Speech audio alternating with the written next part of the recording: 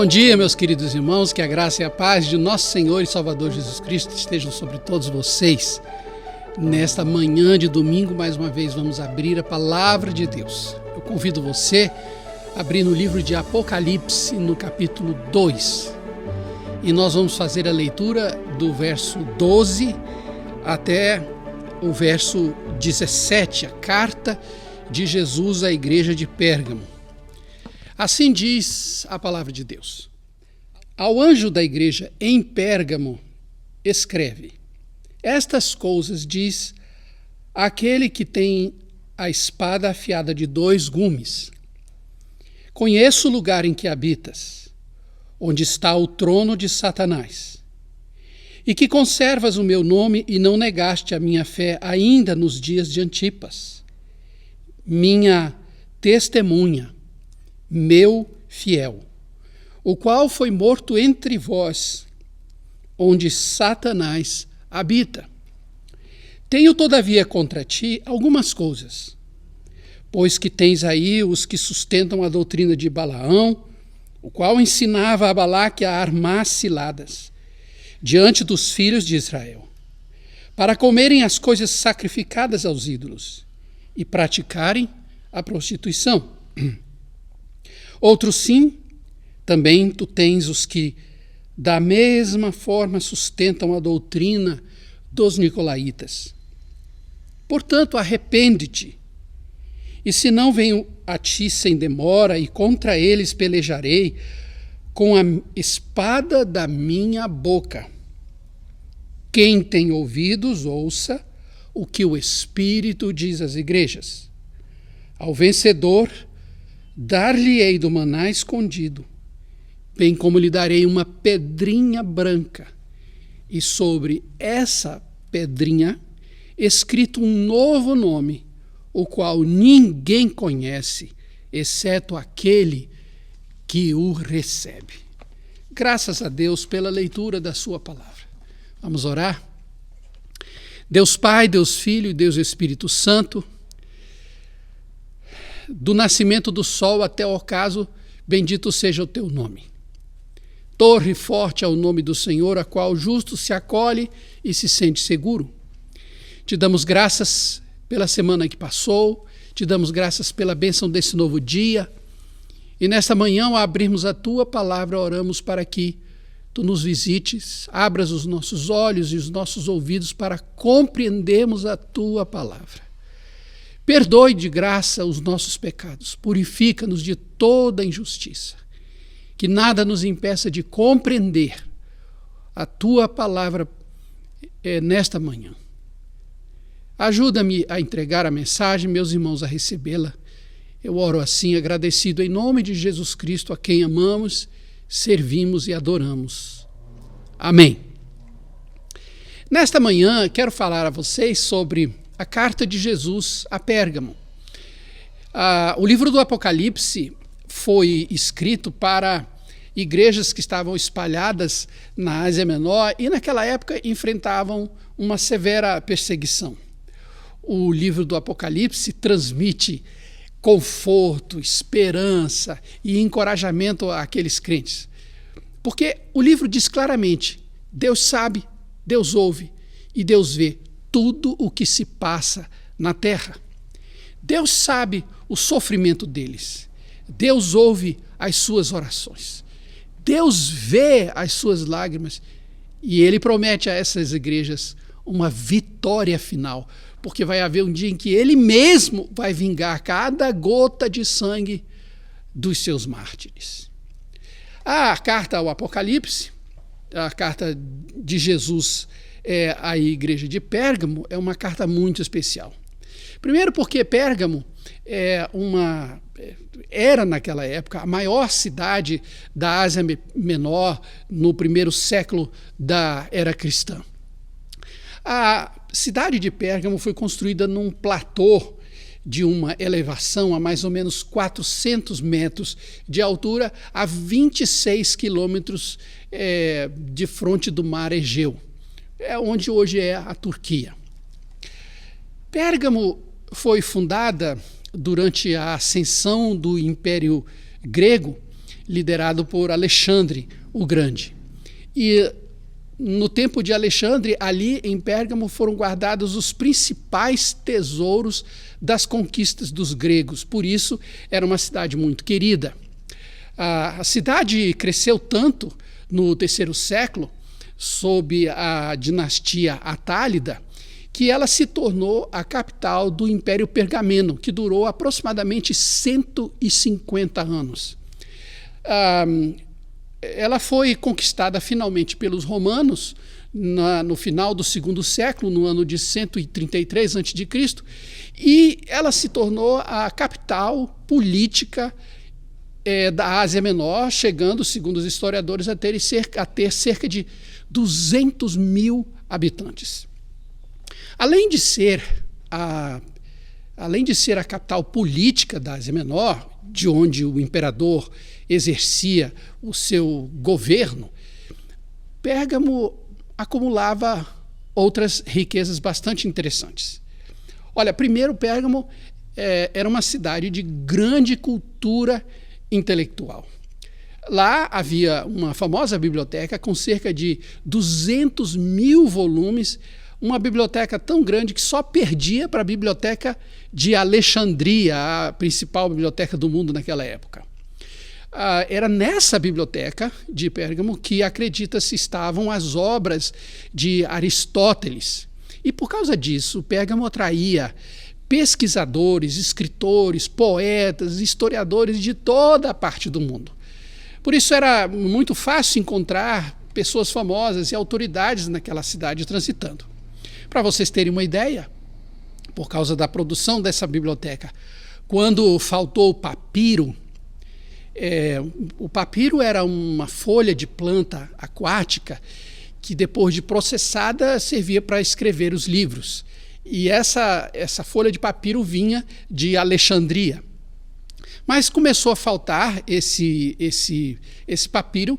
Então, lá em Pérgamo, eles criaram uma técnica para limpar o couro de ovelha e de cabra, e nasceu pergaminho, que era possível escrever no couro, nos dois lados, e depois costurados e transformados em rolos, que são os rolos de pergaminho que nós conhecemos hoje. Mas, em segundo lugar, Pérgamo era um centro de medicina, porque em Pérgamo ficavam os melhores médicos, entre eles um famoso chamado Cláudio Galeno, que era um filósofo e médico romano. Mas também ali em Pérgamo havia um santuário dedicado a Esculápio, o deus da cura. Brevemente, Esculápio foi um mero mortal que viveu possivelmente no ano 1200 a.C. E, como médico, ele usava algumas ervas para a cura de muitas doenças. Mas depois da morte dele, a mitologia grega o transformou num semideus, tanto que ele tinha um santuário em Pérgamo. Esculápio era representado por um homem segurando um bordão com uma serpente enrolada. No santuário de Esculápio, os doentes que vinham de todas as partes do Império Romano eram dopados com uma bebida e ficavam num pátio onde algumas serpentes não venenosas eram soltas, e essas serpentes passavam pelos corpos dos enfermos. Na manhã seguinte, esses enfermos contavam os sonhos que tiveram durante a noite, sob o efeito daquela bebida, e eles acreditavam que as serpentes falavam com eles nos sonhos. Eles contavam sonhos aos médicos, os médicos interpretavam o sonho e prescreviam o remédio para uma determinada doença.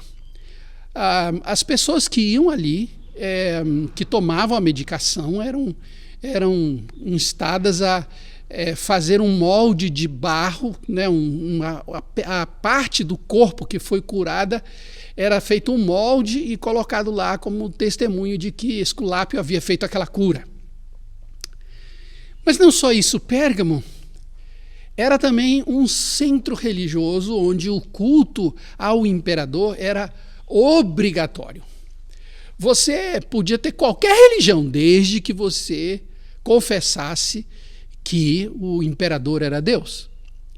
Ali em Pérgamo ficava o templo de Zeus, o pai dos deuses gregos do Olimpo, o deus dos céus, o deus da tempestade, o deus que mantinha a justiça no panteão grego.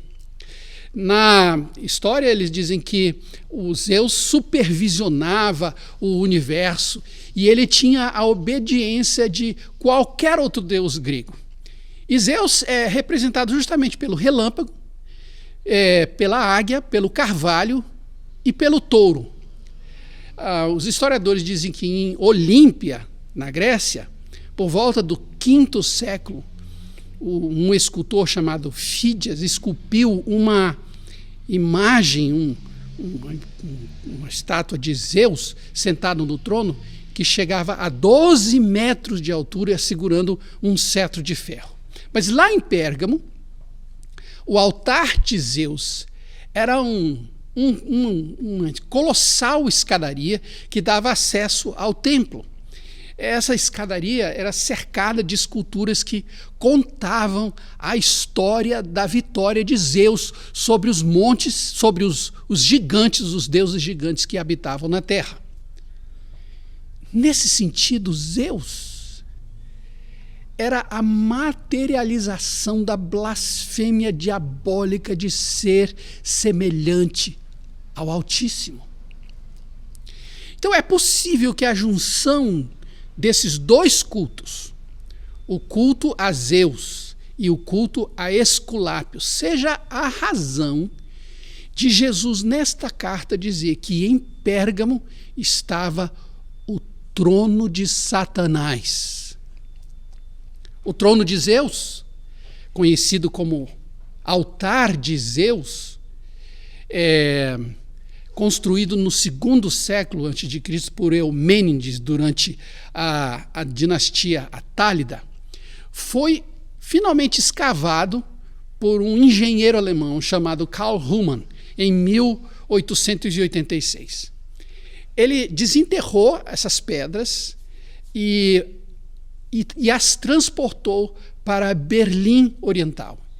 E lá em Berlim, esse altar foi remontado peça por peça por especialistas italianos e foi mostrado ao mundo no ano de 1930 num museu construído especialmente para o altar de Zeus. Esse altar foi guardado no coração da Alemanha, a poucos metros do bunker de Adolf Hitler. Quando a Segunda Guerra terminou, esse trono foi saqueado e foi levado para a Rússia pelo Exército Vermelho, mas ele foi devolvido como um gesto de boa vontade em 1958 e foi reconstruído e está até hoje lá em Berlim Oriental. Em quarto lugar, a cidade de Pérgamo era marcada pela perseguição aos cristãos. Porque sob o domínio romano, Pérgamo cultuava o imperador. E todos na cidade eram obrigados a reconhecer a divindade de César. Por isso, Pérgamo era o que nós chamamos a tempestade perfeita. Quando Jesus, já glorificado, fala com o apóstolo João na carta lá na ilha de Patmos, ele descreve Pérgamo da seguinte maneira: nela está o trono de Satanás. Irmãos, é o único lugar na Bíblia em que o diabo tem trono. Olha, a Bíblia fala de trono de Davi, trono de Israel, trono de Deus, trono do Cordeiro, Mas somente em Pérgamo a Bíblia diz que Satanás tem um trono. Por isso, a severa perseguição contra os cristãos em Pérgamo. Na carta de Pérgamo, Jesus fala de um mártir. Ele fala de Antipas. Jesus diz que conservas o meu nome e não negaste a minha fé, ainda nos dias de Antipas, minha testemunha, meu fiel, o qual foi morto entre vós, onde Satanás habita. A tradição da igreja ortodoxa grega diz que Antipas foi consagrado pelo apóstolo João como bispo de Pérgamo nos dias do imperador Domiciano. Antipas, segundo essa tradição, era já avançado em idade quando ele foi aprisionado pelos adoradores do imperador.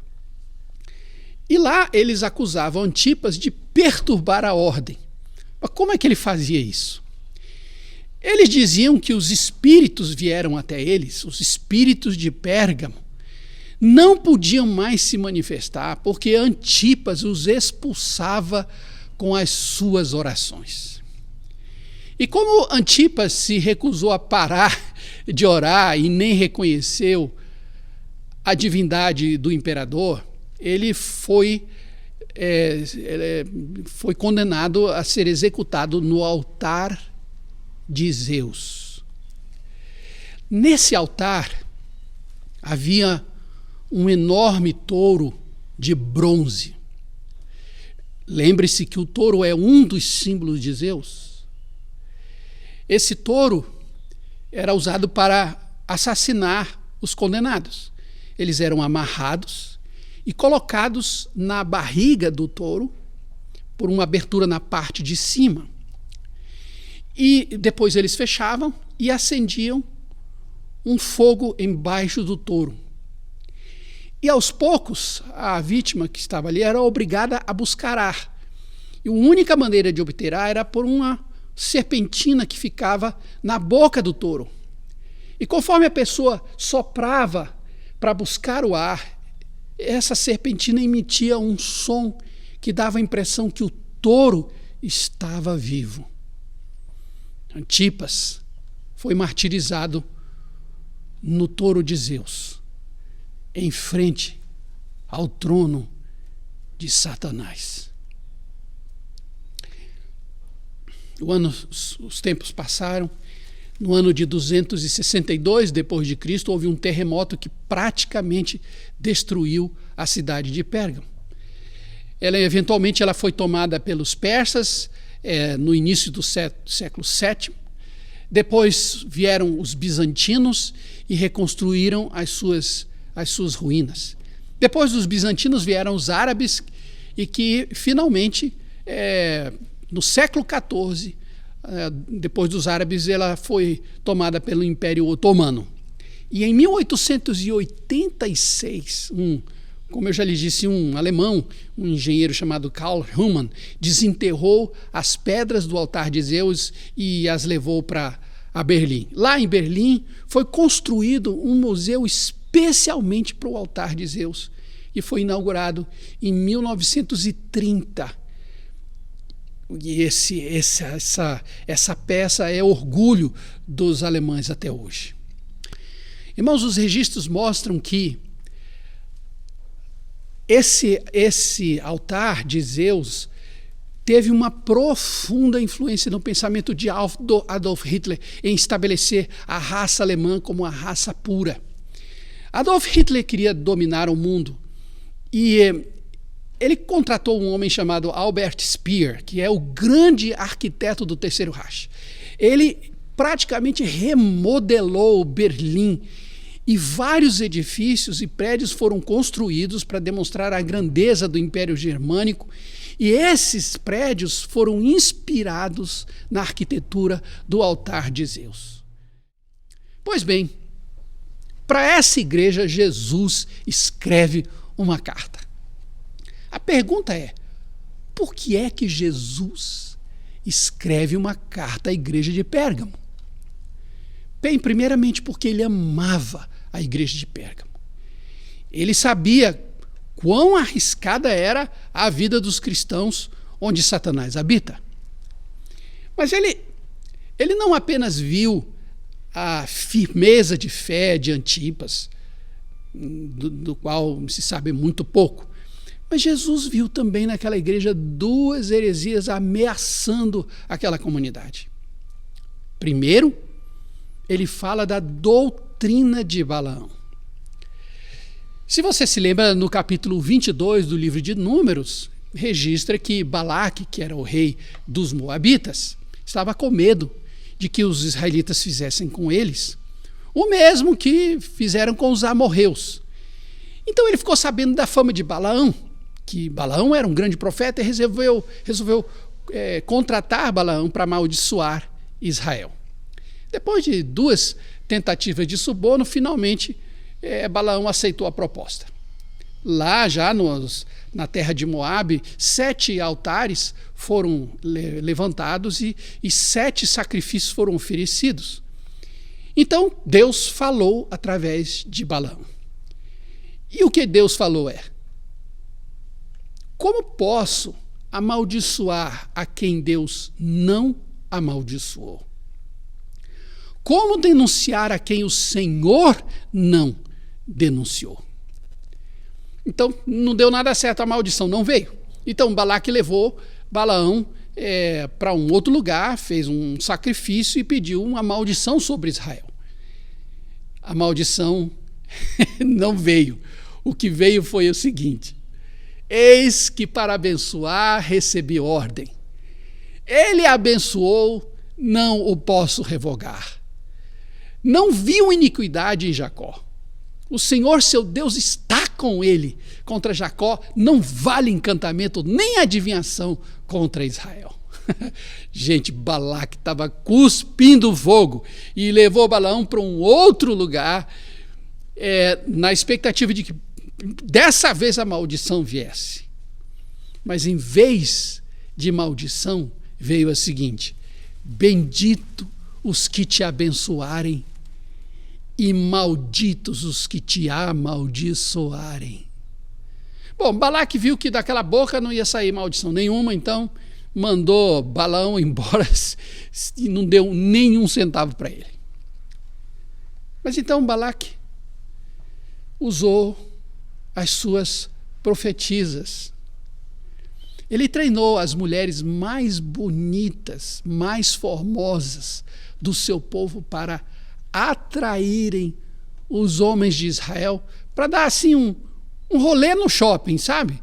Assim, os rapazes iam paquerar, namorar as moabitinhas, e pouco a pouco os ídolos de Balaque foram trazidos para o acampamento de Israel.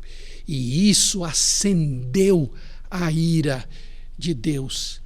E Deus mandou uma praga que matou 24.000 israelitas por essa transgressão.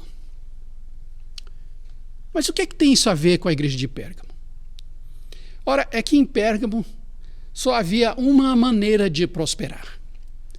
Era manter o maior número possível de relacionamentos na cidade, especialmente os relacionamentos comerciais.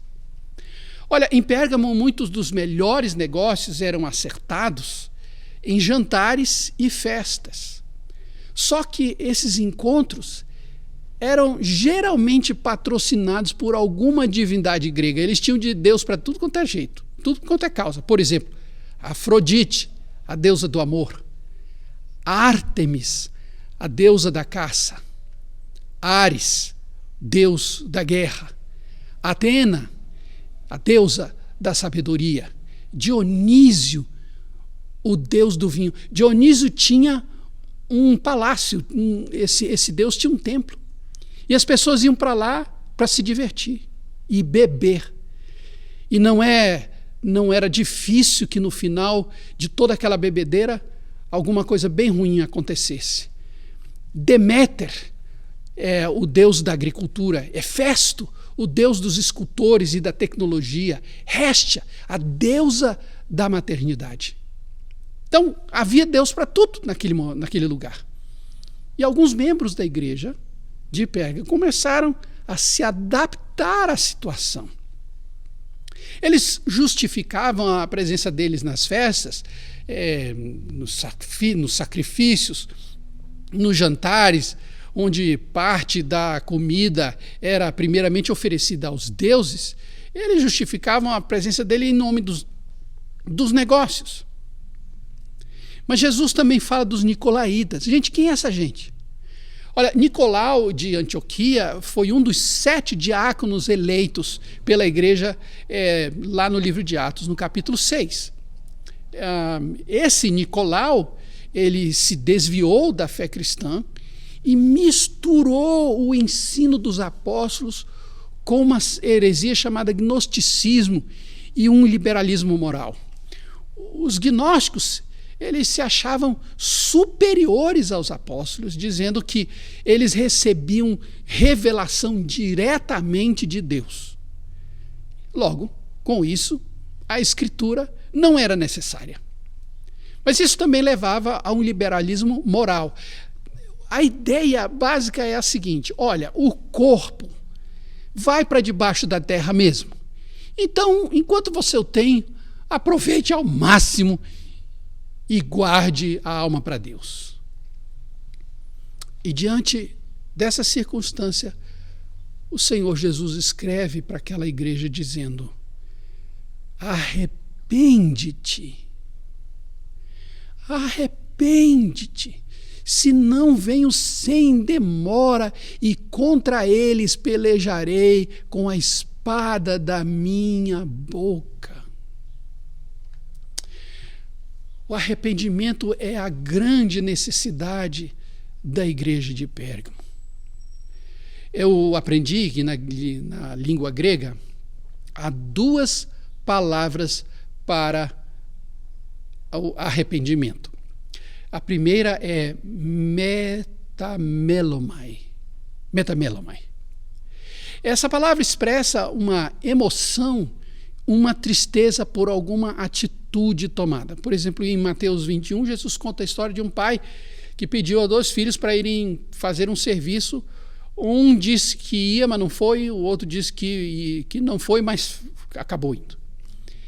Então, aquele que disse que não foi, que não iria, mas foi, fala de que teve um arrependimento.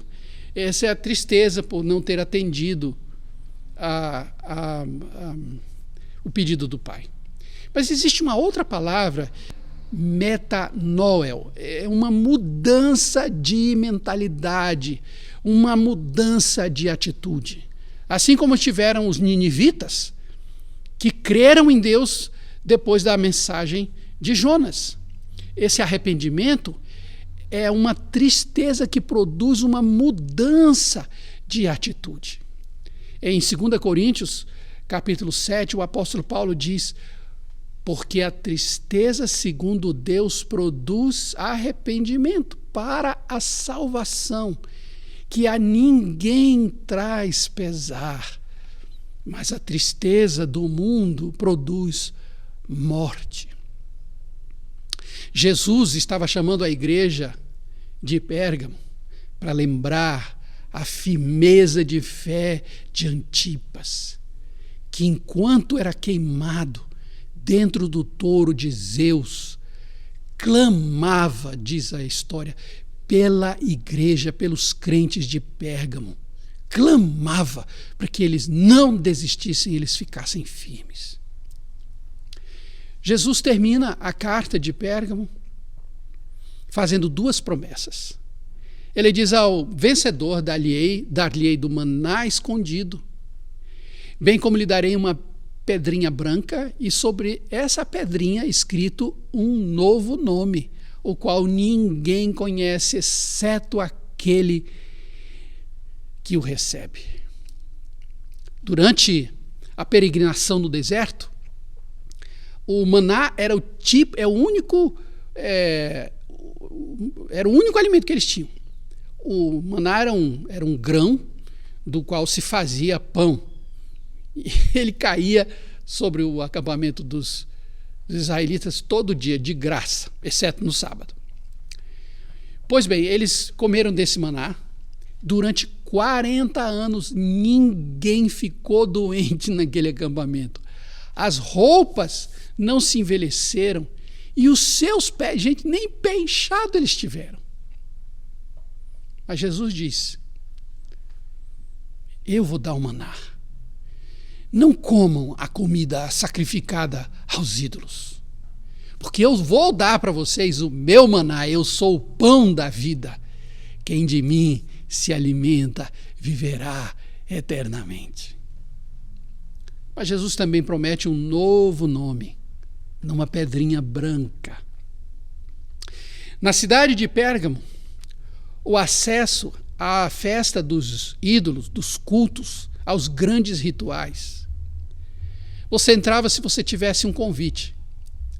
Esse convite era mandado para você numa pedrinha branca com o seu nome escrito. Estava o nome do convidado e com aquela pedrinha você podia entrar.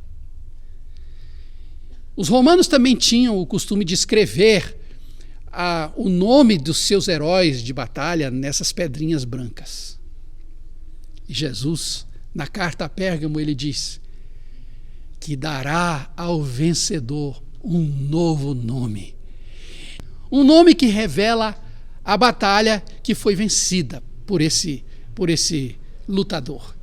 E esse é um convite para a festa, para o reencontro de Jesus Cristo com a sua igreja. O novo nome da pedrinha branca. Nós estamos no século 21. Pérgamo não existe mais, nem o touro de Zeus, nem o seu templo, a não ser parte daquela estrutura está em Berlim hoje. Mas a síndrome de Balaão e de Nicolaus são inimigos muito presentes no nosso meio. Olha, irmãos, coisas boas podem se transformar em pedra de tropeço para a igreja de Jesus Cristo.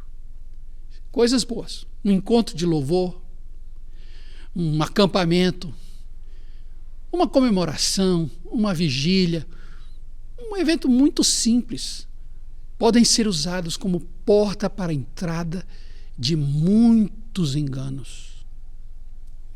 Atualmente, no Brasil, alguns dos grandes pregadores de alguns anos atrás, hoje ensinam coisas totalmente contrárias ao Evangelho de Cristo. E muitos vão atrás deles. Porque dizem, não, esse é famoso, esse está aí há muito tempo. E com isso eles são enganados. Então Jesus nos diz, tomem cuidado. Balaão e Nicolau sempre estarão perto de vocês, tentando desviar a sua fé. Eu quero terminar essa mensagem falando sobre John Huss. John Huss é um precursor da reforma. Ele nasceu numa vila boêmia no ano de 1380. E quando ele tinha 18 anos, ele fez o seu bacharelado em divindade e tornou-se pastor da igreja de Belém, em Praga. E, algum tempo depois, ele foi convidado para ser o reitor da Universidade de Praga. Huss era um grande pregador e, já naquele tempo, ele divulgava as doutrinas da graça, as doutrinas que eram publicadas por John Wycliffe. E por causa disso, ele atraiu imediatamente a atenção dos bispos, arcebispos e do Papa. E John Huss foi chamado e proibido de proclamar essas doutrinas. Mas ele continuou a divulgar essa fé e logo em seguida ele foi excomungado. Mas mesmo sem o apoio da igreja, ele continuou pregando o Evangelho de Jesus Cristo e defendendo as ideias reformadas viriam ser desenvolvidas depois. Conta a história que em 1414, na cidade de Constância, na Alemanha, houve um concílio da igreja para esmagar as doutrinas da reforma. E John Huss recebeu um salvo-conduta para participar dessa assembleia, mas só que quando ele chegou lá, ele havia sido enganado, na verdade ele foi preso e foi trazido à presença do Papa e de todo o concílio. Ali, todos os seus livros foram exibidos e condenados. E para aquela assembleia, John Huss disse, olha, eu apelei para o Papa, não deu nada. Apelei para o seu sucessor, nada. Por 2 anos, os meus advogados tentaram me defender, nada. Agora, eu estou apelando para a Suprema Corte, para Jesus Cristo. E não existe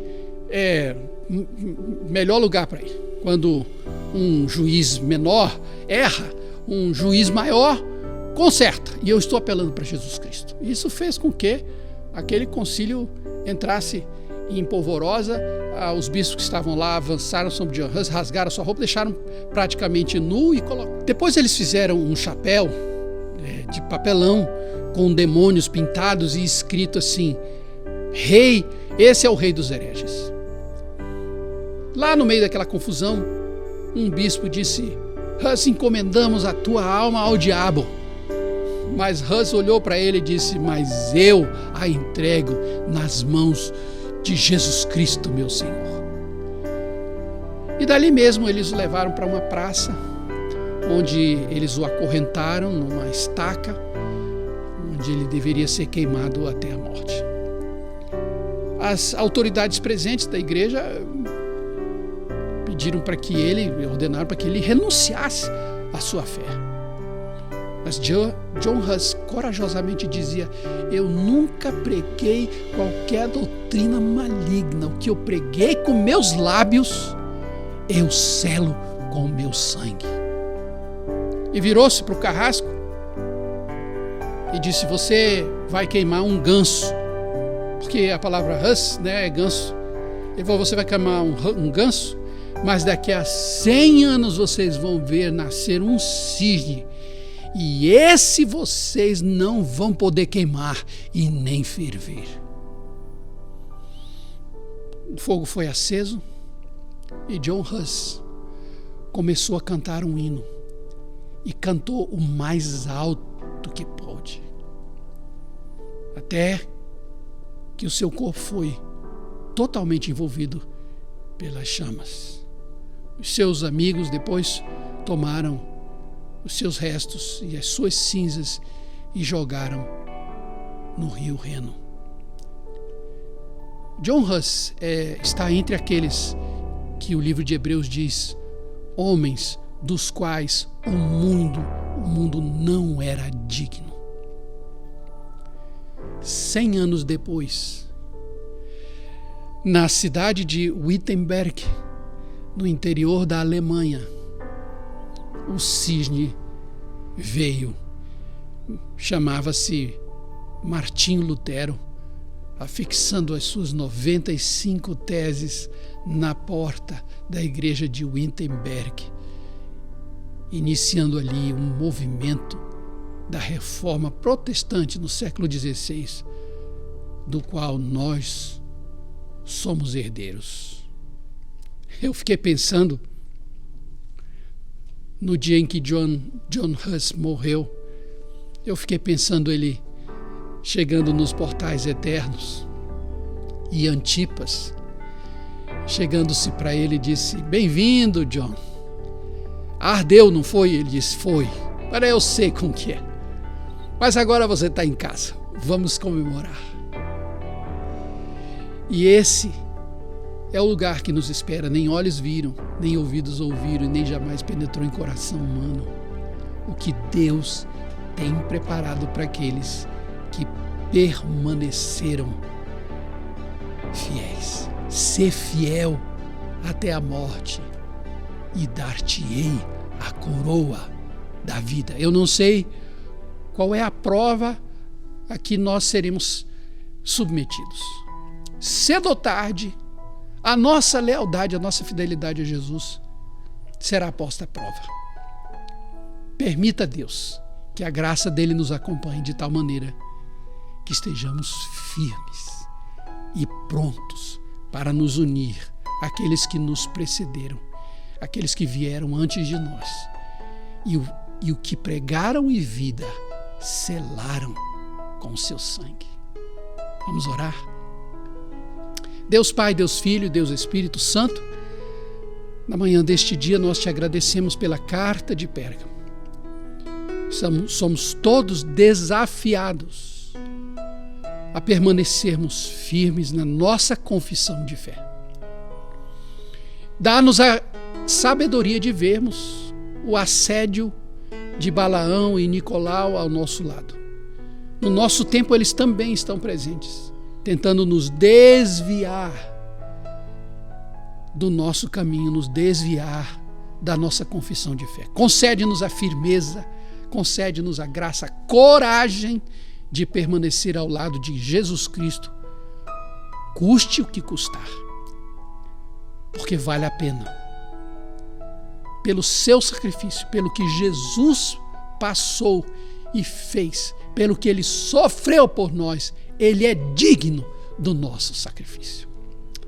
Muito obrigado pela palavra desta manhã e oramos para que o Senhor fale ao nosso coração e nos torne testemunhas vivas do Senhor Jesus no século 21. É a nossa oração e nós a fazemos em nome de Jesus, e a graça de nosso Senhor e Salvador Jesus Cristo, o amor de Deus, o nosso eterno Pai, a comunhão e o consolo do Espírito estejam sobre vós, irmãos, e sobre todo o povo de Deus em toda a face da terra, hoje e eternamente. Amém.